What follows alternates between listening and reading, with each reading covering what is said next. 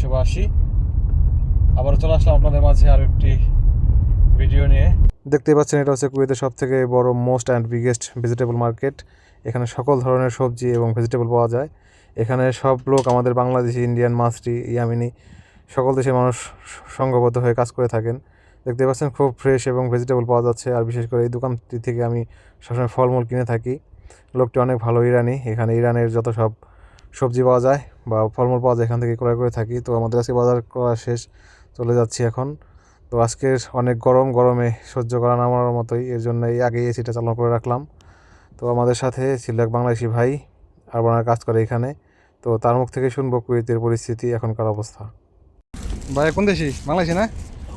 কোন দেশি আপনাকে? কুয়েতে কেমন? ভালোই নেই?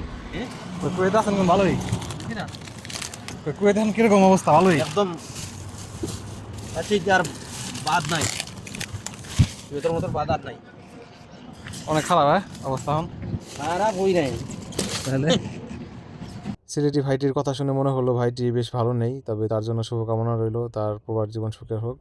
তবে যারা কুয়েতে নতুন আসতে চান তারা অবশ্যই খোঁজ খবর নিয়ে আসবেন, জাস্টিফাই করে আসবেন যে কোন ভিসায় আসছেন বা কী কাজে আসছেন। বিশেষ করে যারা বাংলাদেশ থেকে কুয়েতে আসেন তারা দেখা গেছে আসছে ড্রাইভিং কাজে, দিয়ে দিল মাজরার কাজ বা অন্যান্য কাজ। এতে বাংলাদেশি কারোরই হাত নেই, এটা হচ্ছে কুয়েতেরই মর্জি। কারণ অনেক কুয়েতি আছে কাজ, এক কাজের কথা বলে আরেক কাজ করায়, এটা কোনো ব্যাপার না। তো অবশ্যই এইসব ভেবেচিন্তে আসবেন। আমরা মালামালগুলো ক্রয় করলাম, তবে এখন যুদ্ধের পরিস্থিতিতে মালামালগুলোর দাম একটু বেশি। তো যাই হোক, সবাইকে ধন্যবাদ আমাদের ভালো থাকার জন্য। আসসালামু আলাইকুম রহমতুল্লাহি ওয়া বারাকাতুহু।